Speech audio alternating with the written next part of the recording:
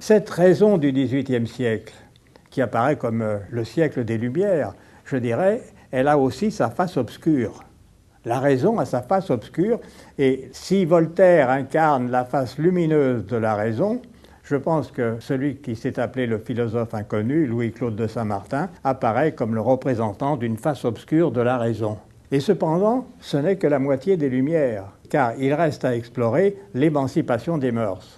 Or, l'émancipation des mœurs, nous allons voir qu'à l'image de la raison, elle est à double face.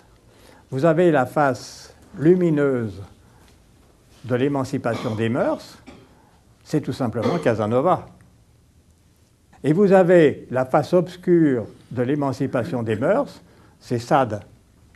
Si bien que les Lumières ne sont pas simplement, voyez-vous, cette raison lumineuse, les Lumières, c'est aussi un homme comme Sade, enfermé comme fou à Charenton pendant toute une période de sa vie. Dans cette région, si vous voulez, que se situe cette période que nous appelons le romantisme, que nous voyons naître. Ce qui me frappe, si vous voulez, c'est que, alors là, nous avons un livre important, et même, je dirais, le seul livre sur le sujet, c'est Auguste Viatte, Les sources occultes du romantisme.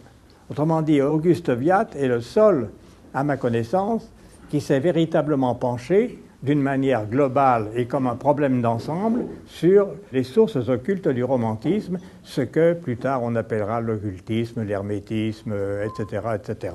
Voire la Kabbale, puisqu'il y a un travail qui a été fait sur la Kabbale comme l'une des sources de la modernité. Je vous laisse le soin d'en juger. Et donc, si vous voulez, vous êtes là avec Auguste Viatte, les sources occultes du romantisme. En dehors de lui, vous avez un certain nombre de travaux qui portent sur des points particuliers. Alors, je dirais que dans cette période pré-romantique, préparant le romantisme, il y a deux hommes qui m'apparaissent avoir eu une influence considérable, et en tout cas primordiale, dominante. Là, je parle un peu sous le contrôle de notre ami Jean-Pierre Laurent, si vous voulez. Ces deux hommes, ce sont Fabre d'Olivet et c'est Ballanche. Ce sont les deux hommes qui m'apparaissent véritablement comme deux grands noms auxquels un peu tout le monde se réfère, je dirais comme source française.